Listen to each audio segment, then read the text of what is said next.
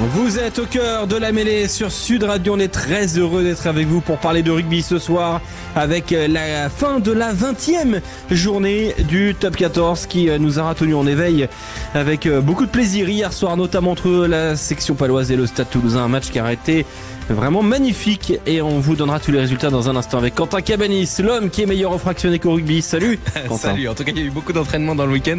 Ravi de vous retrouver dans une forme bien plus sympathique, je dois te le dire.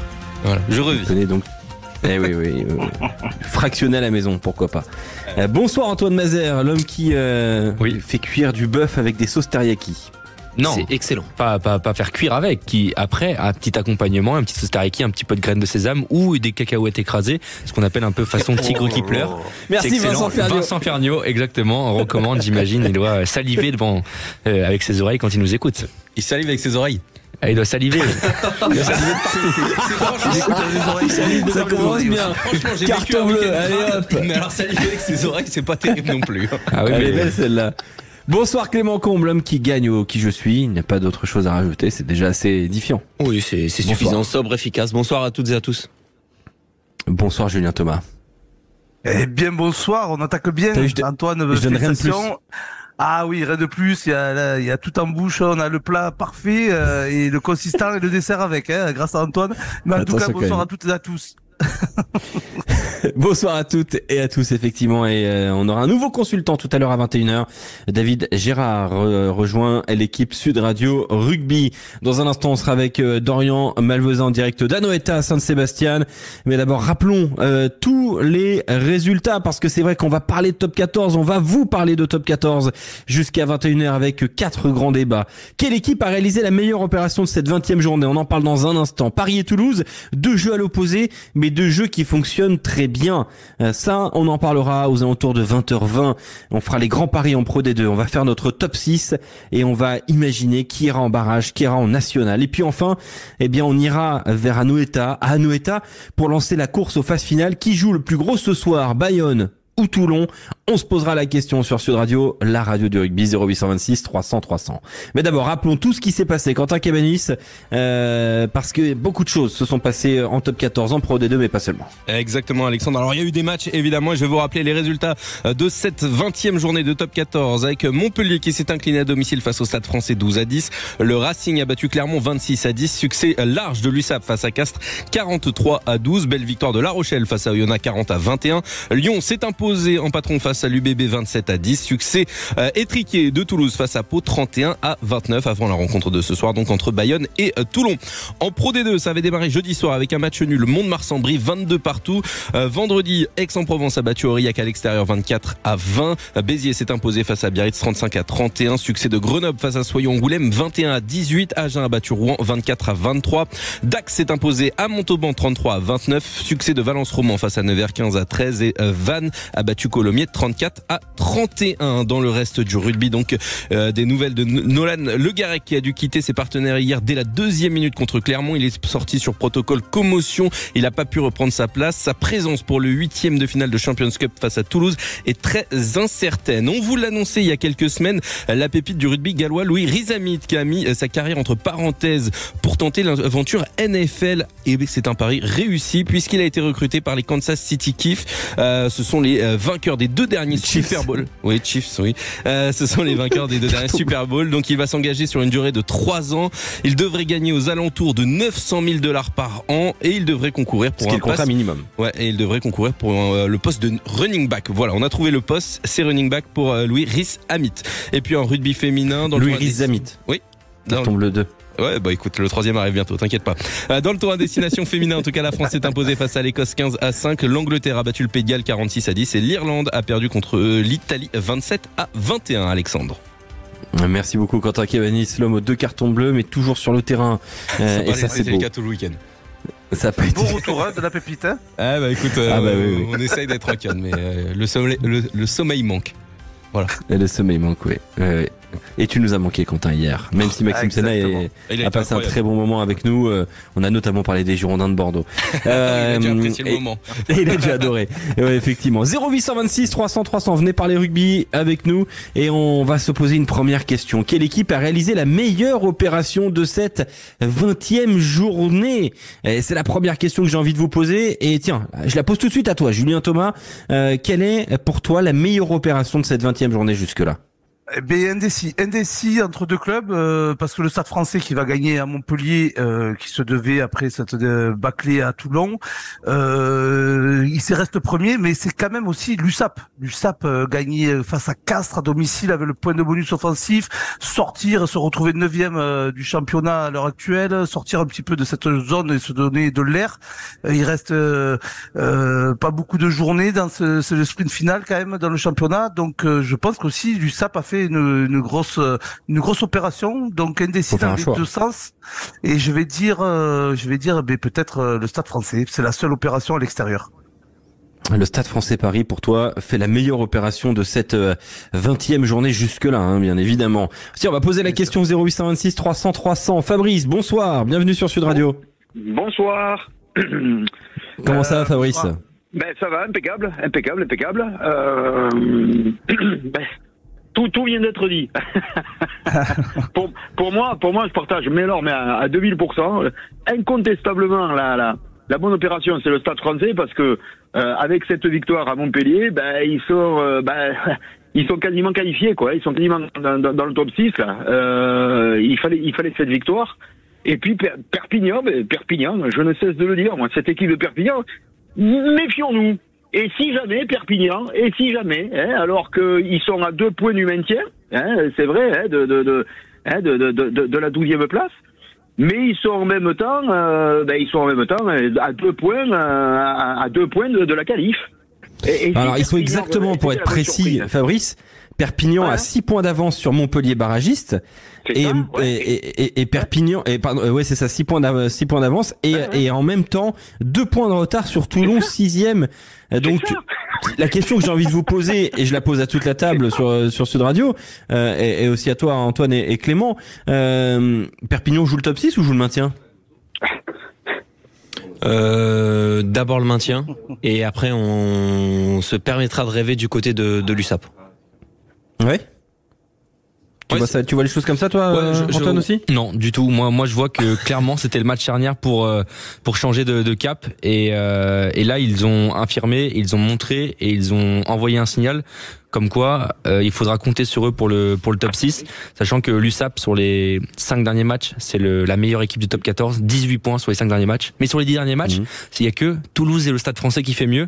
Et sur les 15 derniers matchs, l'USAP est 4e. Ça veut dire que depuis la Coupe du Monde, où ils ont raté, on va dire, leur début de saison avec ces périodes de Coupe du Monde, depuis, l'USAP est toujours dans le top 6. L'USAP a toujours été dans le top 6 et mériterait en fin de saison, s'ils arrivent avec un calendrier qui est plutôt intéressant. Il y a 3 réceptions, 4 déplacements, mais des déplacements plutôt intéressants également.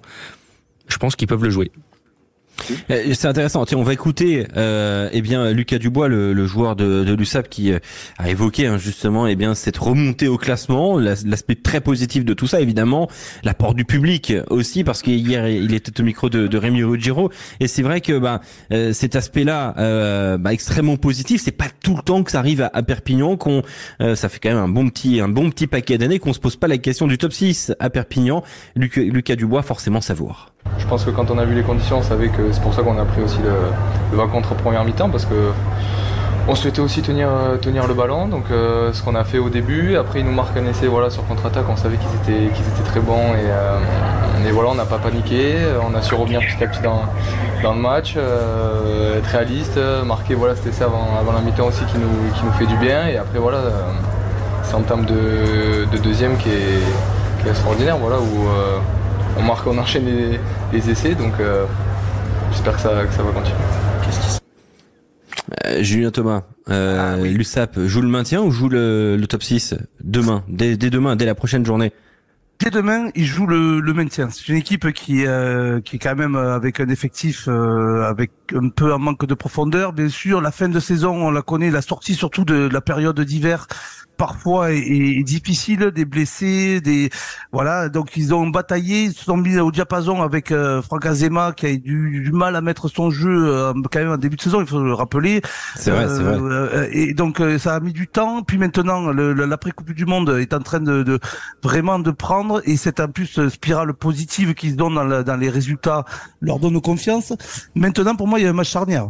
C'est pas dans le week-end de la prochaine journée, c'est dans à Montpellier. Fin avril. Voilà. Là, il y a un Montpellier-Perpignan que là qui est primordial. On y sera. Celui-là, il va être déterminant pour Perpignan, peut-être viser déjà le maintien, mais peut-être plus, suivant le résultat le week-end d'avant face à Lyon, mais surtout aussi Montpellier, les condamnés peut-être à jouer les barrages ou le bas encore plus que Perpignan. Donc celui-là, il sera vraiment important. Voir hier Castres ne pas être ne pas avoir les moyens d'exister à Perpignan dans ces largeurs-là, Antoine, est-ce que tu as été surpris?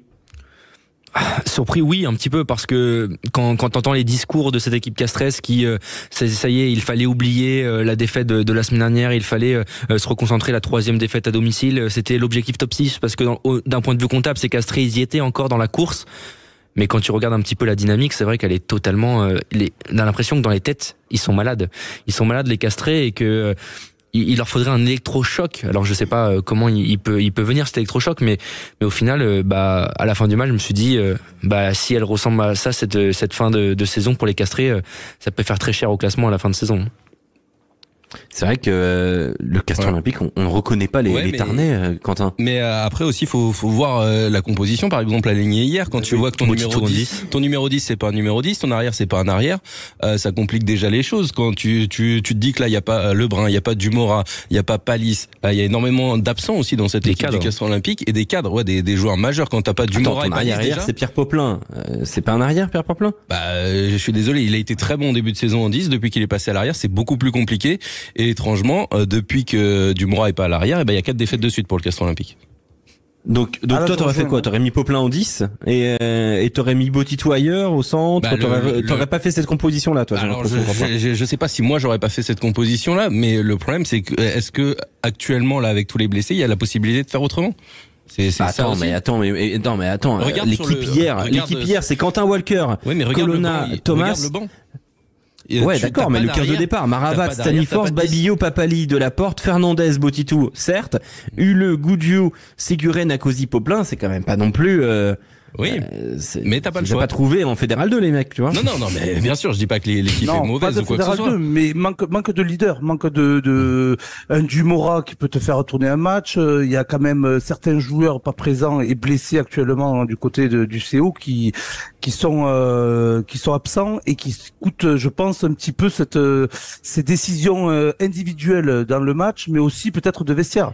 Et c'est vrai que cette équipe qui est un peu malade et en plus dans la spirale négative, un petit peu sans confiance, là elle est partie à Perpignan se faire taper sur les doigts, et là c'est pas pour arranger les choses du côté du CO, ça c'est sûr. Et puis t'as la 4e défaite de suite, t'as eu cette saison 3 défaites à domicile. Déjà, je veux revenir d'ailleurs. T'as perdu 2 fois contre Perpignan cette saison. Il y a des rumeurs de départ de David Daré-Carrère du côté de Brive. Ça pourrait se concrétiser officiellement prochainement. Pour remplacer. De Joël Abd qui arriverait à Castres. Voilà, ces rumeurs-là, ça peut atteindre le groupe, d'après toi, Fabrice? Je pense que côté Castres, c'est... Là, on est dans une spirale. On est dans une spirale un petit peu. On est un petit peu comme on disait tout à l'heure l'autre jour pour Clermont, quoi. On va en parler dans un instant, Clermont. Ouais, on se pose beaucoup de questions, beaucoup de choses. Mais c'est l'antithèse complète, justement, cette équipe de Castres, justement, de l'adversaire du soir, quoi, contre Perpignan. C'est une équipe qui se pose pas de questions, quoi, qui joue, encore une fois. On l'a dit la dernière fois. Castres, ça cogite. C'est une des meilleures équipes qui produit plus de jeux, quoi. Et donc, l'audace, le jeu, je vais pas dire de pas réfléchir, quoi, mais enfin, allez, jouer son va-tout, ne pas se poser de questions. C'est ce qui fait sa force, et c'est ce qui semble paralyser cette équipe de Castres pour l'instant. Bon, mais je suis pas plus inquiet que ça, moi, par rapport au maintien, si on peut parler, Je pense pas. Castres joue plus le maintien que Perpignan pour moi, hein, sur cette fin de saison. Oui. Ben, moi je pense que. Et tu dis ça, alors qu'ils ont vous vous rendez compte de cette phrase? Oui, il y a qu'un point Vous vous d'écart. rendez compte de cette phrase? Moi, je pense que Castres va jouer le ventre mou et voilà. Parce que je pense que déjà, en termes d'ambition, les 3 défaites à la domicile, c'est rédhibitoire. Bah, c'est trop. Attendez, c'est quoi le calendrier de Castres? Réception de La Rochelle. Il y a Bayonne-Toulon ce soir, hein. Il y a Bayonne-Toulon, les gars, ce soir. Hein. Donc, Castres, Exact, et ça va avoir une incidence. T'as raison de le dire, Fabrice. Il y aura le Castres Olympique va recevoir La Rochelle, va ensuite, aller à Oyonnax, va ensuite recevoir Montpellier. Montpellier, ils vont jouer Perpignan, ils vont jouer Castres. Ça c'est clair. Ensuite, il y aura un Clermont-Castres. Ce sera encore un autre match important, je pense. Ensuite, il y aura un Castres au Stade Français. Là aussi, ce sera probablement très important. Et puis, il y a un aviron Castres, un aviron Bayonnais-Castres. C'est vrai que le calendrier, personne gagne à Bayonne. Il n'y a pas un match cadeau. Il est pourri. Non. Il est très dur. Non, honnêtement, il est très très dur ce calendrier. Et Castres avant pouvait s'appuyer sur une invincibilité à domicile. C'est pas le cas cette saison. 3 défaites. 3 défaites. Tu perds contre l'USAP notamment. Le Racing à la maison, et Clermont. Racing et Clermont. Et c'est surtout quand même inquiétant. Dans le jeu qui est prôné, produit par les éléments d'un 15, on va dire type, est plutôt satisfaisant et dans le début de saison qui était même la moitié de saison plutôt favorable. Maintenant qu'il manque du Mora, des créateurs, qu'il manque des joueurs quand même qui sont talentueux offensivement, ou qui ont cette un petit peu cette fibre offensive, quand il manque ça, ils n'arrivent plus à se reposer, j'ai l'impression, sur la guerre. Avant, t'étais très fort sur les fondamentaux. Et les fondamentaux, ils le sont moins. Et du coup, quand il n'y a plus ni l'offensif, un petit peu pour décanter les situations, et ni la guerre, ils se trouvent dans la difficulté, comme à Perpignan, où en face ça a proposé du charbon, en plus avec le public, quand on connaît la furia catalane. Julien Thomas, j'ai l'impression que c'est maintenant que Roda Pieta il manque. Je peux te dire peut-être que oui, parce que c'était un patron, c'était ce côté leader, ce patron, régulateur, exactement, voilà, régulateur, gestion et surtout ce qui est important, notamment la charnière et 9-10, et Rory Cocotte le faisait très bien. Un vieux briscard à la charnière. Voilà, un vieux briscard, mais qui te régule le match. Quand t'es dans le match, tu sens s'il faut commencer à réguler, occuper, taper, au diapason de ce qui se passe pendant le match. Ça, c'est le ressenti d'une charnière et surtout le ressenti de mecs expérimentés et plutôt très bons. Et Urda Pileta le faisait excellemment bien. Et c'est vrai qu'il manque un petit peu cette on va dire connexion de charnière pour gérer et gestionner, avoir une belle gestion de match. Ouais, avec peut-être qu'avec plus d'expérience la semaine dernière, tu perds pas. Exactement. Je le pense aussi. La défaite face au Racing 21-23, il y a des choix de jeu à la fin du match. La tentative de drop de Botito de 60 mètres, par exemple, avec un Urda Pileta, jamais il a le droit de la prendre. Exactement. Ça c'est vrai. Ça aurait été dans la gestion plus parfaite. Une dernière question sur cette journée notamment. On parlait de Clermont il y a quelques instants. Clermont, c'est la 12e moins bonne équipe à domicile. Clermont hier fait un match très particulier. Adrien Badi le commentait sur Sud Radio. 61% de possession, 70% d'occupation sur la pelouse de la Paris La Défense Arena. Moins pénalisé que le Racing 92. Meilleur en conquête, 6 sur 6 en mêlée, 15 sur 17 en touche. Voilà, plus de jeux produits, 176 passes. Beaucoup d'en avant. 115. 18 ballons perdus au sol, ça c'est clair. 31 défenseurs battus. Mais alors c'est quoi le problème en fait à Clermont? Parce que le dernier geste. Occupe la finition. Alors, la finition. Mais alors attendez, c'est quoi c'est juste ça le problème. C'est pour ça qu'aujourd'hui on regarde Clermont qui est 12e du classement et on se dit ah merde, il joue le maintien. C'est parce qu'il y a un problème de finition. Vous êtes en train de me dire? Ça se joue à ça? Et de confiance. Ils ont 42 points, comme Lyon, 4 de plus que Montpellier. Hein. Je pense justement de se retrouver dans ce classement avec un petit peu la peur au ventre, fait déjouer, fait un petit peu du mal à ces joueurs qui ont du talent, sauf que justement. Donc Christophe Furios n'arrive pas à donner de la confiance à ses joueurs, parce que ça fait quand même, c'est pas la première semaine où on se dit il y a un problème de confiance, il y a un problème d'état d'esprit. Donc le message ne passe pas avec Christophe Furios, il n'arrive pas à élever ses joueurs ou tout simplement on est au taquet de cet effectif. C'est pas Antoine, Clément. C'est pas forcément ça, c'est juste que moi quand j'explique qu'il y a quand je dis qu'il y a un problème de finition, c'est que c'est aussi les joueurs par eux-mêmes qui doivent aussi retrouver de la confiance sur le terrain par le dernier geste. Oui, ça peut manquer, ils sont pas bien en ce moment. Clairement, ils sont pas bien cette saison tout court. Il y a des saisons comme ça où ça marche pas, où dans le dernier geste ça veut pas sourire. Et c'est juste ça. Je suis pas sûr que le message ne passe pas. Je ne suis pas sûr que le staff soit le problème. C'est les situations réelles, en direct, sur le moment. Les coups, il faut les finir. Et ils arrivent pas à les finir, tout simplement. Je suis pas sûr qu'il faille chercher plus loin que ça. Pour trouver un problème clermontois. Donc sur 20 journées, c'est le symptôme qu'on retient, un problème d'efficacité offensive. C'est le seul souci du côté de Clermont. Fabrice, t'as identifié autre chose, toi? Bah, je sais pas. Moi, j'ai envie de dire un petit peu. On récite trop son rugby, quoi. Voilà, ça manque de, on va dire de génie. Enfin, ça manque d'instinct. Ça manque de personnalité. Ça manque d'instinct, de personnalité. Voilà. Alors c'est peut-être la situation au classement qui fait que on veut trop bien faire, donc on s'applique, on récite ses gammes, mais à un moment donné, il faut passer outre. Il faut passer outre, quoi. Il faut. Alors Fabrice, des choses, tu me tends une perche monumentale.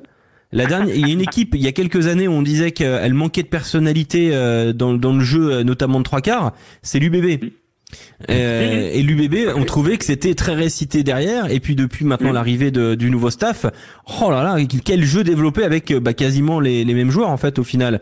Est-ce qu'il y a un souci sur le jeu de 3/4 du staff de Christophe Furios aussi? Moi, je ne veux pas faire virer Christophe Furios. Je suis personne, mais je me pose la question. Quand même. Faut englober ses adjoints aussi. C'est cette analyse que je fais, quoi. Voilà, à force de s'appuyer sur les fondamentaux, etc. C'est bien beau, ok, d'accord. Mais parce que hier, il y a 21 lancements de jeu propres pour l'ASM. 21 lancements de jeu et un essai. Voilà. On s'applique, mais un peu trop. Et à un moment donné, il faut un brin de folie, quoi. Et ce brin de folie, clairement, on l'a pas. Ah oui, mais comment tu l'expliques, toi, Julien Thomas, toi qui as été entraîneur des 3/4 notamment au MHR, comment t'expliques que y ait cette espèce de contrainte là autour des joueurs?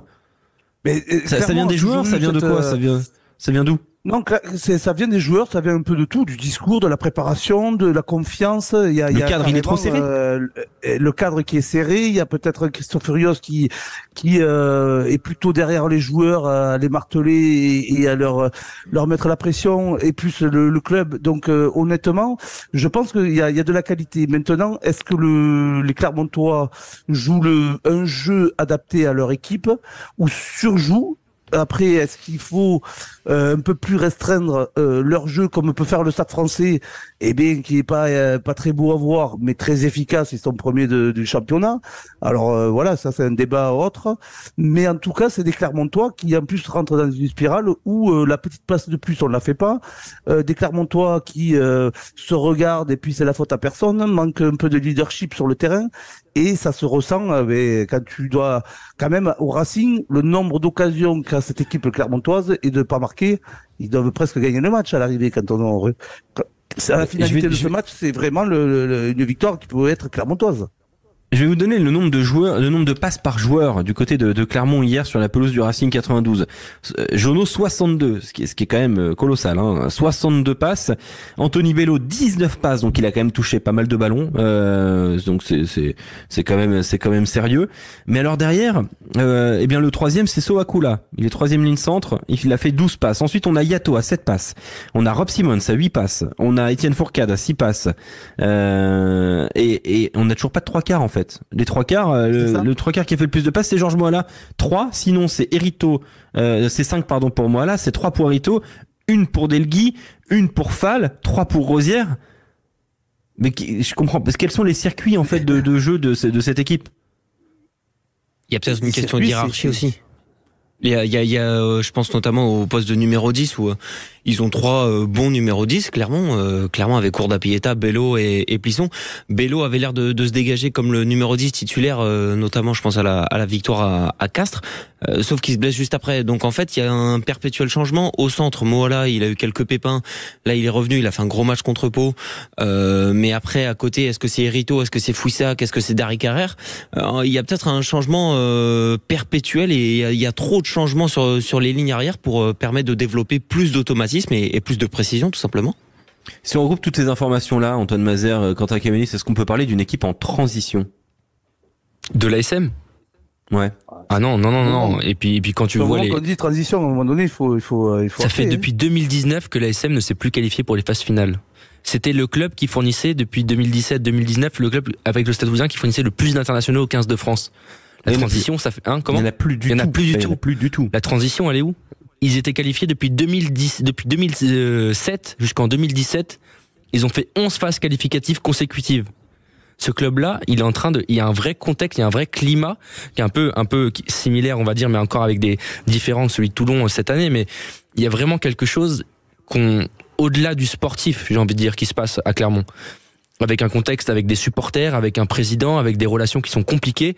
On peut parler de Christophe Furios, sa méthode de management, de Fred Charrier, Julien Laherle, de tout son staff, mais je pense que là, il y a vraiment un problème qui part encore plus loin que l'équipe première du côté de Clermont aujourd'hui et qui doit être repris et qui doit être travaillé le plus rapidement possible sur pas forcément du court terme, mais sur du moyen, long terme, mais qui doit être pris en conscience que ce club-là est en train de chuter très, très lourdement et qu'ils sont 12e du top 14 aujourd'hui. Et quand on regarde le calendrier de Clermont, là aussi la saison, elle est un petit peu comme Castres, elle va s'annoncer plus vers le bas que vers le haut. Ouais, exactement, Clermont, donc qui est à hauteur de Lyon, 11e, 12e, 42 points. Merci Fabrice d'avoir été avec nous sur Sud Radio. Ton petit pronostic pour ce soir, Bayonne-Toulon? Ah, il est parti, Fabrice. Il nous a dit victoire de Bayonne. Ok, bon, c'est noté. Merci, Fabrice. Allez, on se retrouve dans un instant sur Sud Radio. Je suis pas sûr. Paris et Toulouse, 2 jeux à l'opposé, mais 2 jeux qui fonctionnent très bien. Et la question provoque dans un instant sur Sud Radio, le Stade Français est-il un leader moche? On se posera la question. À tout de suite. Sud Radio. Et bonjour l'ami Jean-Luc. Bonjour Dame Laurence. Alors comme ça vous m'emmenez sur un nouveau circuit? Exactement, un circuit 900 000. Wow, kilomètre-heure? Non, 900 000 abonnés à la chaîne YouTube de Sud Radio. Waouh, donc ça veut dire qu'on a passé la vitesse supérieure et que maintenant on vise le million. Sud Radio, parlons vrai. Besoin d'aller chez le médecin, d'une paire de lunettes ou d'une prothèse dentaire?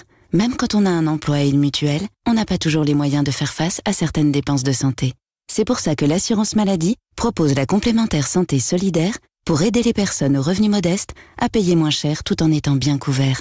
Elle vous coûte au maximum 1 € par jour selon votre âge et avec elle, vous n'avez plus à payer vos frais de santé. Pour savoir si vous pouvez bénéficier de la complémentaire santé solidaire, rendez-vous sur amélie.fr. L'assurance maladie.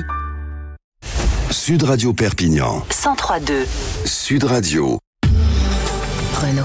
Quand on est un pro, on doit pouvoir saisir toutes les opportunités. Avec des volumes de chargement allant de 3,3 à 22 mètres cubes, les utilitaires Renault Kangoo Van, Trafic Van et Master répondent à tous vos besoins. Découvrez notre gamme de véhicules utilitaires Renault en version thermique et e-tech électrique, prête à partir. Pendant les jours Pro Plus du 2 au 18 avril, profitez de 3 mois de loyer différé. Volume selon version, selon stock disponible. Location longue durée permettant aux locataires de choisir 1, 2 ou 3 mois à 0 € en début de contrat. Si accordiaque location. Conditions sur professionnel.renault.fr.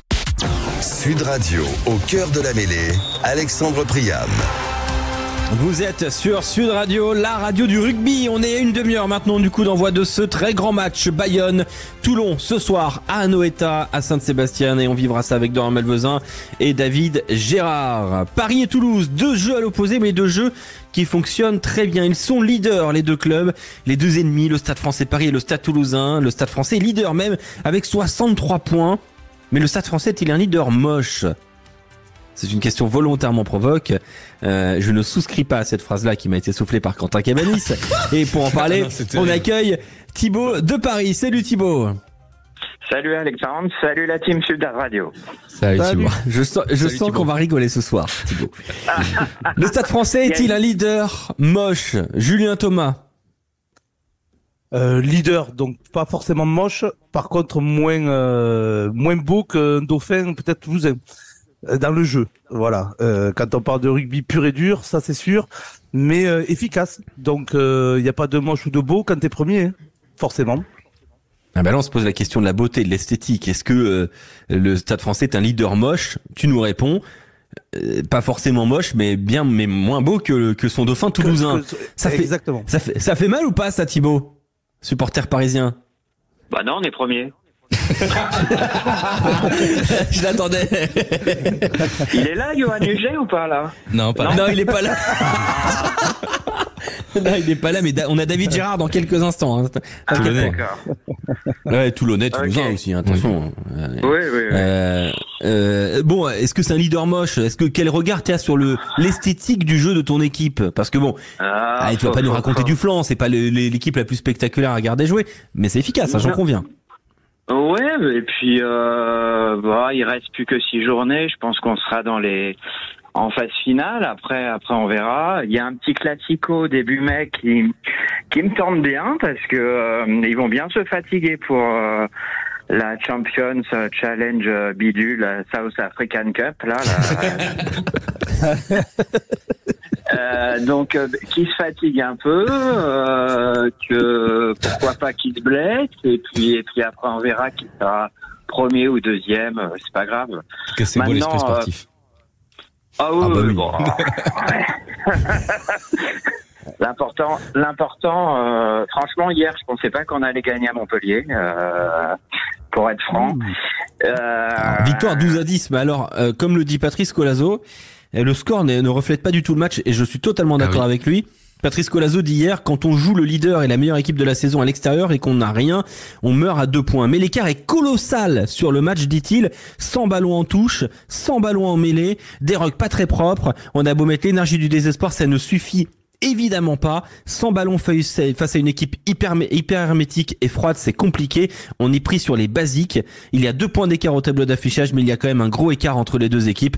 En touche notamment, on n'a jamais trouvé la parade. Et Paul Villemc, qui dit à peu près la même chose, et c'est intéressant, il dit c'est bizarre, ce match était bizarre, on n'a pas été dedans, ça se joue à peu, mais contre une équipe comme ça qui gagne tous ces matchs, il faut au moins être consistant.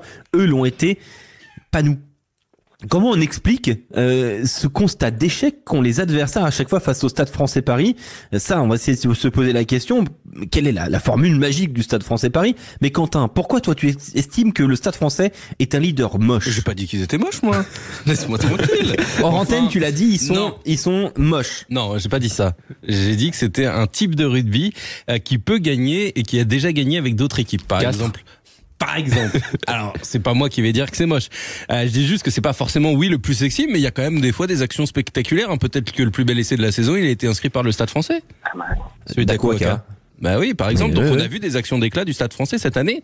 Donc on peut pas dire que le Stade Français est seulement une équipe restrictive avec une énorme défense. Non, l'exploit individuel, pas collectif, et mené sur X temps de jeu et on va dire programmé ou alors sur un système bien huilé.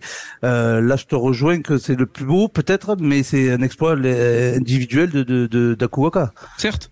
Mais ça, Clément, Antoine, est-ce que l'un de vous pense que le Stade Français est un leader moche? Un leader qui est peut-être représentatif du top 14, mais qui ne met pas en valeur le rugby français? Alors j'ai des doutes, mais j'ai envie de dire oui, et c'est pas grave. Parce que l'important à la fin, Karim Ghezal, ça fait plusieurs semaines qu'il passe en conférence de presse, ou même il y a un peu le même discours dans l'ensemble du staff parisien, c'est que il y a ce genre de phrase un peu bateau de dire l'important dans un match de rugby c'est de mettre plus de points que l'adversaire, c'est à la fin, c'est tout cet assemblage de phrases bateau qui fait que on a l'impression que ce qui les intéresse eux en premier et uniquement, c'est la victoire.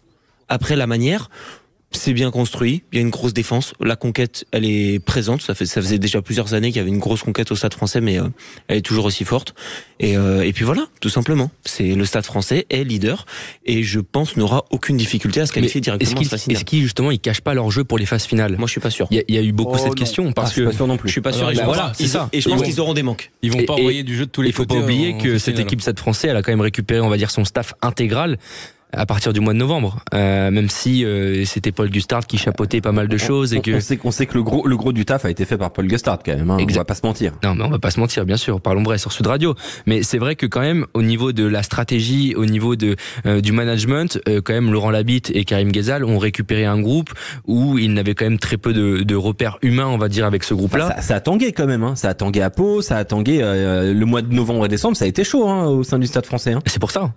Et je pense que c'était leur stratégie, leur mode de management, et que pour retrouver un groupe, pour créer quelque chose, seront entre guillemets du très court terme, parce qu'ils voulaient des résultats sur du très court terme. Et on rappelle que Gonzalo Quesada est parti déjà que l'année dernière. Après, je trouve que c'est brillant en termes d'efficacité, brillant en termes de sang-froid, brillant en termes de confiance, mais je pense que ça peut avoir ses limites sur des phases finales. On va se poser la question dans un instant, est-ce que ce jeu est applicable en phase finale? Mais d'abord, je reprends une dernière phrase de Patrice Colazo. Il le dit hier, hein, vu le match, ce bonus défensif, je le prends. Ah bah oui. Ça, c'est quand même, quand t'es à domicile et que tu joues le maintien, t'es heureux de prendre ce bonus défensif face au Stade Français Paris. Comment on explique ce constat d'échec qu'ont beaucoup d'adversaires des Parisiens, Julien Thomas, et je poserai la même question à Thibaut ensuite. Ah ben c'est simple, c'est pour moi c'est notamment l'arrivée tardive peut-être de ce staff dont on parle. Il y a pas de, ils cachent pas un jeu pour les phases finales, ça va changer, ils vont plus jouer au rugby, plus s'écarter des ballons. Ça j'y crois pas. Par contre la priorité qu'ils avaient, que ce soit Ghezal, Labitte, Morgan Parra, c'était de construire le vestiaire. Une identité, un état d'esprit avec des leaders, avec vraiment une osmose peut-être justement d'équipe. Ça, ils l'ont fait fortement et ça fonctionne. Derrière, c'est défense et travail sur les rucks. Et en fait, on le voit. Ils sont 13e ou peut-être au niveau attaque de ce championnat. 13e. Au classement, mais premier en résultat, en défense et efficacité. Et en fait, c'est ce qui est arrivé encore une fois à Montpellier. Ils sont pas brillants, ils sont pas beaux à voir, ils sont pas performants. Par contre, tout est minutieux, efficace, propre, c'est-à-dire dans la gestion. Et encore une fois, même la charnière Weber, il a été très très bon. Second qui me met un drop, oui, voilà. Donc, et en fait, il y a quand même cette osmose et l'équipe est sur le même diapason. L'équipe joue la même partition. Donc finalement, même si c'est pas contrairement à Castres, à Clermont, où on sent que tout le monde ne joue pas le même si le les même trois jeu. quarts ils veulent jouer aéré. C'est-à-dire que tu nous dis qu'il y a une adhésion quand même au projet du Stade Français de la part des joueurs. Et qui fonctionne vu qu'ils sont premiers. Et ils sont contents de jouer comme ça. Ils sont contents. Panis le disait hier, on est content de jouer comme ça. Ils prennent du plaisir à jouer comme ça. Et Ryan Chapuis à la mi-temps était content aussi. Il disait c'est bien, on arrive à les embêter pour rester poli parce que c'était pas son terme exact. On arrive à les embêter en conquête, on est bon en défense, on est pragmatique, on arrive à les jouer dans leur camp. On espère que ça continuera comme ça. C'est Thibaut, notre auditeur. Thibaut, on est quand même loin du Stade Français de Guazzini.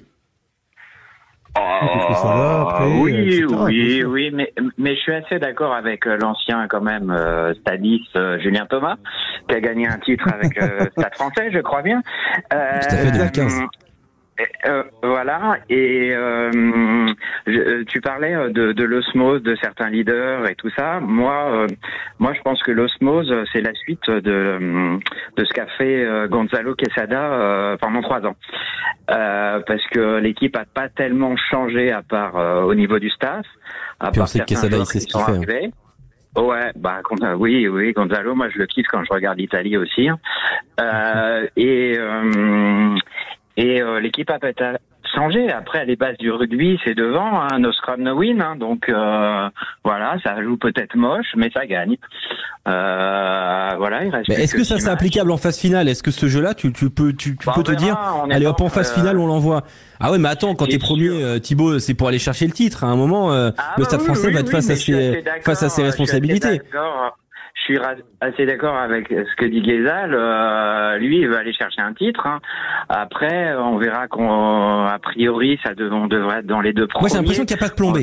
Et c'est ça qui m'inquiète un peu, moi, pour les Parisiens. J'ai l'impression qu'il n'y a pas de plan B. Que si la machine, il y a un truc qui s'enraye, qu'est-ce que tu fais, quoi? Qu'est-ce que tu vas proposer d'autre?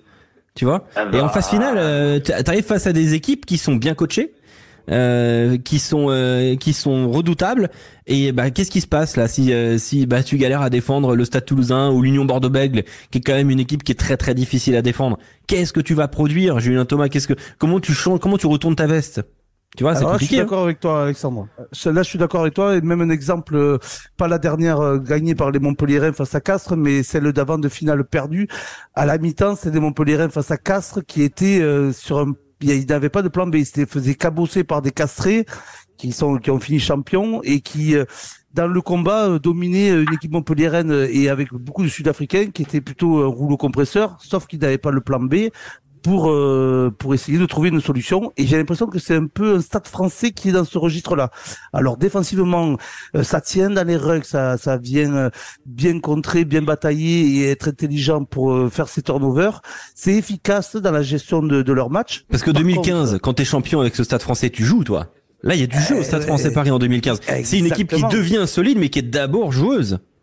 Ah, qui est d'abord joueuse, et puis ça, surtout t'avais la complémentarité, je vais dire, des trois quarts qui étaient à la fois aussi besogneux et des avants qui eux faisaient le travail de l'ombre et du charbon. Il y avait quand même la liaison Paris-C, Burban qui allait au charbon, t'avais John Ross, t'avais devant, t'avais Sampéré. Non, mais c'est vrai que c'était une équipe qui avait une osmose totale dans la continuité du jeu avant trois quarts et puis en plus qui fédérait au projet de Gonza Quesada. C'est ça qui a mené, parce que c'est une qualification à la dernière journée quasi, 6e, et en fait après derrière ça déroule totalement parce que t'es en confiance. Mais ça, il faut le créer, et ils l'ont créé dans le vestiaire. Maintenant, le plan B, comme tu dis, j'en ai un peu le doute aussi s'ils peuvent jouer un autre registre, cette équipe du Stade Français. Merci Thibaut d'avoir été avec nous. En tout cas, on souhaite le meilleur au Stade Français Paris et avec bien une fin de saison quand même qui s'annonce palpitante. Et en plus, on voit que Jean Bouin se remplit de plus en plus cette année. Ça, c'est beau. Il y avait 15 000 personnes la semaine dernière. Là, ça commence à être très très intéressant pour le Stade Français Paris et le beau travail de toute l'équipe dirigeante du Stade Français qui est en train de remettre un peu le rugby sur la carte du côté de la capitale parisienne. Merci beaucoup Thibaut d'avoir été avec nous. Pendant 15 jours. Ils vont se reposer pendant 15 jours, et puis on attend Bayonne. Cette fraîcheur est importante, tout à fait. Oui. Ouais. Et allez gagner. Merci Thibaut. Pourquoi pas après. Allez hop. On accueille William sur Sud Radio. Salut William. Oui, bonsoir à tous. Comment ça va William ? Très bien. Journée rugby en mode spectateur, donc c'était sympa. Match de Fédéral 2, belle ambiance, stade plein, c'était hyper agréable. Belle journée. T'as un tout petit mot à nous dire sur ce Stade Français Paris. Est-il un leader moche avant de basculer vers la Pro D2 ? Bon, leader moche non, parce qu'après tous les rugby se valent. On est au niveau pour gagner le match. Donc après de là aller au bout, le débat il est hyper intéressant. Est-ce qu'on peut aller au bout avec un seul registre ? C'est-à-dire sur ce côté grosse défense et cabosser les mecs, il faut être vraiment très très costaud pour aller au bout. Après finir premier du top 14, oui. Par contre ça c'est tout à fait possible. On a vu que l'Afrique du Sud à la Coupe du Monde a développé son jeu en pleine Coupe du Monde et nous a parfois surpris par ce qu'elle nous proposait. Hein. On a parfois été vraiment surpris du jeu proposé par l'Afrique du Sud et au final ils ont rabattu les cartes parce que plus personne ne savait comment les jouer ces Sud-Africains. Donc exactement ça. Est-ce que le Stade Français va être capable de brouiller les cartes et de proposer un autre rugby à voir ? Par contre, là, c'est vrai qu'ils ont des joueurs importants, Jeremy Ward, voilà, tout ce genre de mecs qui sont quand même les garants de cette grosse défense, de cette équipe qui est... Ouais, mais tu vois, hier, il est pas là avec Jeremy Ward et Paul Boudouan, il nous fait un match à la Jeremy Ward, en fait. C'est incroyable. Il nous fait 12 plaquages, Paul Boudouan, en mode, pas de problème, je prends le relais. Chaque roule est défini. Pierre Boudéan, pardon. Ouais, Pierre Boudéan. Paul Boudéan, il est extraordinaire hier avec un autre maillot. Les Boudéans sont extraordinaires. Quelle famille. Les Boudéans sont extraordinaires. On salue le club formateur d'Angers. Club découvreur, comme on dit en équipe de France. Parlons un petit peu de Pro D2. Rappelons les résultats et le classement Quentin Cavanis, parce qu'on va devoir faire notre top 6 assez rapidement. Et on fait les grands paris, en fait. Hein. Ah, moi aussi, mon top 6. Quentin Cavanis. Alors, les résultats de cette 24e journée, ça avait démarré jeudi avec le match nul entre Mont-de-Marsan et Brive 22 partout. Ensuite, Aix-en-Provence a gagné à Aurillac 24-20. Succès de Béziers face à Biarritz 35-31. Grenoble s'est imposé face à Soyons-Goulême 21-18. Agen a battu Rouen 24-23. Victoire de Dax à Montauban 33-29. Valence-Romand a battu Nevers 15-13. Et puis Vannes avait battu Colomiers 34-31. Au classement, Vannes est leader, égalité avec Béziers. Les deux équipes ont 71 points. Ensuite, on va retrouver Aix-en-Provence, Mont-de-Marsan, Nevers et Dax. Ensuite, Brive, Colomiers, Grenoble, Agen, Aurillac, Valence-Romand, Soyons-Goulême, Biarritz, Montauban et Rouen. Alors, question simple, on va essayer de faire notre top 6 chacun. Je vais vous poser club par club la question. Est-ce que Vannes est dans tous vos top 6 ? Oui. Est-ce que Béziers y est ? Oui. Est-ce que Aix-en-Provence y est? Oui. Oui. Oui. Est-ce que Mont-de-Marsan y est? Oui. Oui. Oui. Oui. C'est là que ça devient intéressant. Est-ce que Nevers 5e est dans vos top 6? Oui. Oui. Oui. Donc il n'y a que la 6e place qui se joue. Exactement. Tour de table. Quentin Cabanis qui est 6e de ton top 6. Moi, j'ai mis la surprise d'Axe. La surprise d'Axe qui est actuellement 6e. Julien Thomas. Moi, je mettrais Grenoble. Grenoble. Intéressant. William. J'aimerais vraiment Dax, mais je pense que Brive accrochera la 6e place. Je te rejoins sur Brive. J'ai mis Brive aussi. J'ai été impressionné de ce qu'ils ont fait à Mont-de-Marsan jeudi. Costaud. Clément. Brive aussi. Brive aussi. Antoine. Colomiers. Ah. C'est que personne ne met Agen. Donc, Agen qui est 10e a seulement 4 Ils ont points 4 de points Dax. de retard sur Dax. Colomiers reçoit Agen. Et pour moi, c'est là où j'élimine Agen. D'accord. Pourquoi Colomiers? Tu les vois assez solides? Parce qu'en fait, finalement, la prestation. Ce qu'ils ont fait hier à Vannes, avant-hier à Vannes, t'as convaincu? Oui, je me suis dit que il y a, je pense 25 minutes à enlever. 25 minutes à enlever. Mais quand tu regardes le contenu, je pense en termes de caractère d'équipe, s'ils arrivent à régler 2-3 choses, ils ont de la qualité, ils ont une énorme qualité. Si en plus ils vont récupérer des blessés, parce que l'équipe qu'ils ont envoyée à Vannes, il y avait quand même pas mal d'absents, des Aldric Lescure, des Mathis Galtier, il y avait quand même du monde qui manquait, des Rodrigo Marta. Quand ils vont les récupérer, parce que c'est pas des blessures, des très grosses blessures pour certains, il y a une qualité dans cette équipe de Colomiers, et le calendrier, ils reçoivent Agen. Là, le match le plus important, c'est le match d'après, c'est à Brive. Amédée Domenech. Si ce match-là, ils le perdent, je pense que Brive peut s'en aller pour le top 6. Mais si ce match-là, ils le gagnent, ou alors ils font un bon résultat, un match nul, ou ils ramènent un bonus, en tout cas, il faut qu'ils ramènent des points de ce déplacement-là. Là, derrière, il y a peut-être quelque chose qui peut se créer du côté de Colomiers. Je vous pose la question pour le bas du classement. Est-ce que Rouen sera un national la saison prochaine? Oui. C'est dur pour Rouen, mais il faut une belle deuxième partie de saison. Ah, mais la tête du calendrier qu'ils ont. Mais c'est peut-être trop tard. C'est probablement trop tard. Qui sera barragiste? Quentin Cabanis. Je rappelle quand même juste un tout petit peu avant que tu répondes. On va dire 4 clubs qui peuvent être potentiellement dans la course. Valence Romand 12e 47 points, Soye-Angoulême 13e 44 points, Biarritz 14e 44 points et Montauban 15e 41 points. Quentin. Hélas, je vais mettre Montauban au vu de la dynamique. Ça c'est le choix de Montauban est quand même assez terrible. Dans un instant, on écoute Pierre-Philippe Lafont. Julien Thomas. Et j'hésite, Montauban ou Soye-Angoulême, parce que il y a une fin de championnat quand même qui est solide pour Soyo et qui peut. Il y a que des gros. Quand je regarde quand même ces derniers matchs et puis surtout la qualité qu'elle peut produire, peut-être finir avec de la fatigue. C'est une équipe qui va recevoir Vannes, qui va se déplacer à Agen, qui va recevoir Brive, qui va aller à Nevers. Et finir même la saison, peut-être qu'il sera un match couperé. Je dis Soye-Angoulême parce que Soye-Angoulême dans la charrette. Ah ouais, dans la charrette parce que grosse fin de saison, je pense. Antoine Mazère. L'équipe qui devait déjà descendre l'année dernière à la place de Carcassonne, qui est Montauban. Et cette année, j'ai l'impression qu'ils échapperont pas à un sursis. Et ça va être eux qui vont jouer le barrage contre une équipe nationale qui devrait être peut-être Rennes, peut-être on va voir encore en attendant le classement national. Mais je pense que ce sera Montauban. Clément Combe. J'ai envie de rejoindre, mais j'ai aussi envie de tenter Biarritz. Parce qu'en fait, Biarritz, en travaillant sur le calendrier des top 6, sur mes 2 feuilles, j'ai Biarritz partout. C'est-à-dire que Biarritz, ils reçoivent Provence, ils se déplacent à Mont-de-Marsan, ils se déplacent à Agen, ils reçoivent Grenoble, ils se déplacent à Brive. Enfin, ils vont quasiment que chez les gros. Ils ont un gros calendrier. Et attention parce qu'il y a que 3 points d'écart. Montauban part avec un léger désavantage tout de même, mais attention à Biarritz à la place de barragiste. A priori, le barragiste pourrait être Albi pour l'instant. Si on se tient au classement national, Nice est leader, 2e Albi. On rappelle qu'il y a une phase finale et que c'est le perdant de la finale qui se retrouve barragiste. Ah oui, parce qu'un barrage Albi-Rouen, ce serait pas rigolo. Ça rappellerait des mauvais souvenirs. Il y a un petit passif. Il y a un léger passif. William, qui est barragiste selon toi? à la fin de la saison. Ça m'embête pour Pépé Lafont, quelqu'un que je connais qui est gros professionnel, mais je vois Montauban en difficulté de par le calendrier. Il me semble qu'ils vont enchaîner Nevers, Vannes, Colomiers, Mont-de-Marsan. Donc celui-là, il est coquin quand même sur les 6 dernières journées. Il y a que 3 points d'avance peut-être pour Biarritz, mais potentiellement une victoire, voire 5-6 points suffirait à Biarritz pour sortir de là. Donc je vois Montauban en difficulté parce que ils ont perdu ce côté très compliqué à bouger à domicile et ils fondaient quand même le maintien là-dessus depuis un petit moment. Et là, il y a cette fragilité qui n'était pas le cas les dernières saisons. On écoute Pierre-Philippe Lafont au micro de Rémi Mességuet pour Sud Radio. Il était au micro de Rémi vendredi soir. On est dans une situation tellement inconfortable. Voilà, il faut être conscient, il faut pas se voiler la face. Aujourd'hui, il faut qu'on arrive à se remettre la tête à l'endroit. Il faut regagner des matchs, putain.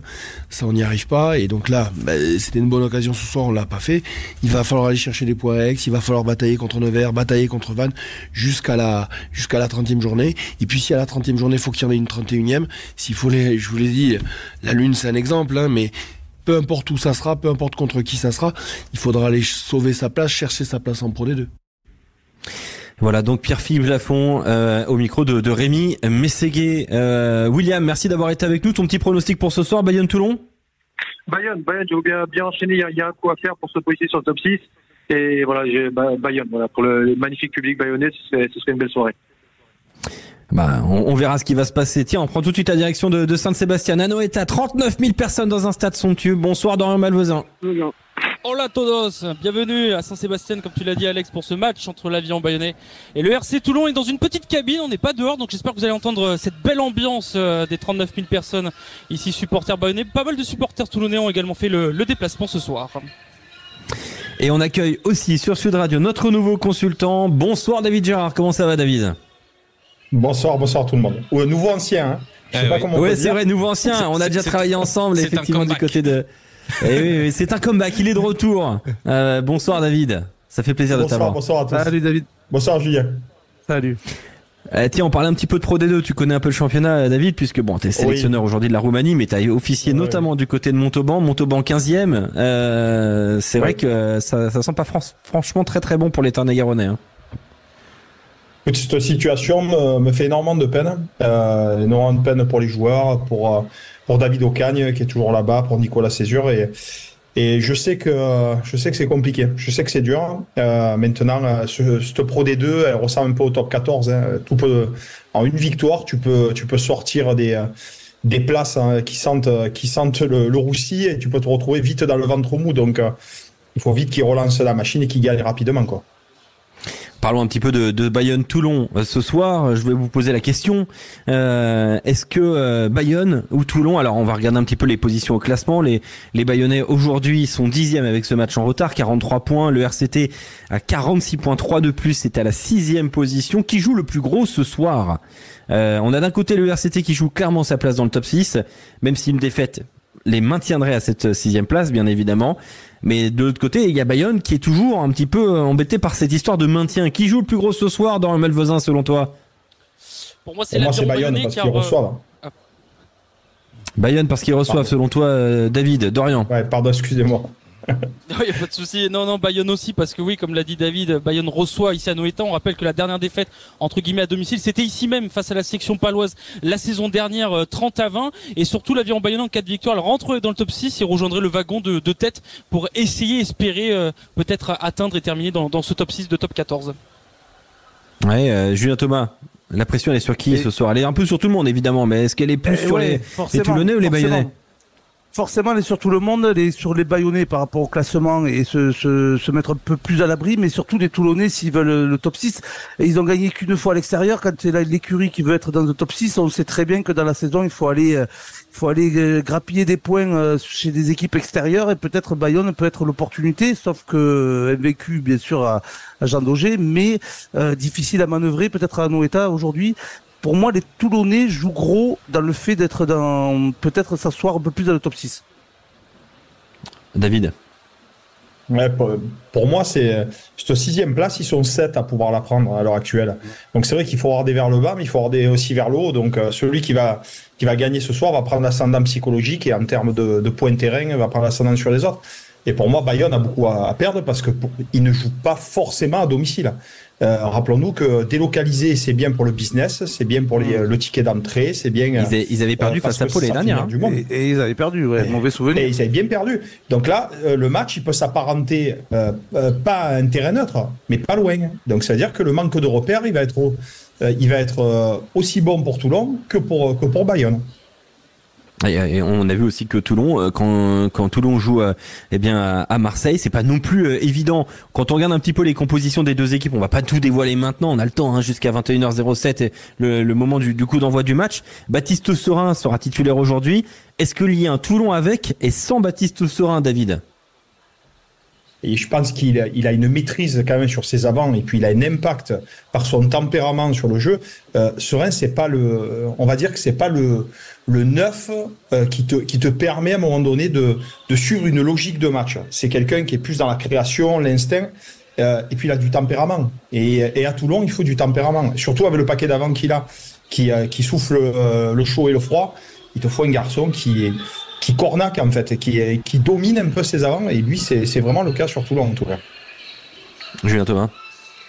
Ah, exactement, c'est le chaud et le froid qui m'intéresse, c'est-à-dire que Serein déjà il a l'aura, le leadership naturel, et puis surtout voilà, neuf qui est derrière son paquet d'avant, qui est leader du jeu même pendant ce match, de la stratégie mise en place, mais il est à la fois à te décanter des situations par son talent, par ses individualités qu'il y a dans cette équipe, mais lui il a ce petit plus qui va te permettre d'offrir un petit peu de mettre la poudre et enflammer, on va dire, ce match. C'est un Serein pour moi qui, quand il n'est pas là, il y a une équipe qui joue au diapason un système de jeu peut-être de Mignoni. Quand il est là, et c'est finalement différent du fait que le leadership, quand il y a la stratégie mise en place et que ça se contente d'un score fleuve ou un peu serré, lui il va te permettre de décanter un match, et c'est ça qui fait la force de ce demi-mêlée, et son talent aussi qui met en œuvre.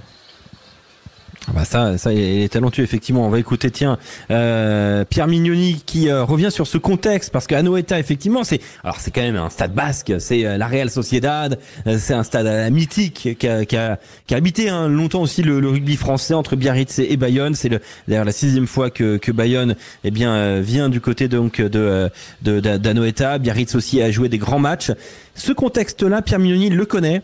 Et pour lui, il faut vraiment faire abstraction. Il ne faut pas nécessairement que s'en nourrir. On écoute Pierre Mignoni. Il n'y a pas d'avantage ou de désavantage. On va recevoir une équipe sur ses terres, sur son territoire même. Et comme j'ai dit, c'est un environnement plutôt particulier, où les gens là-bas adorent le rugby, connaissent le rugby.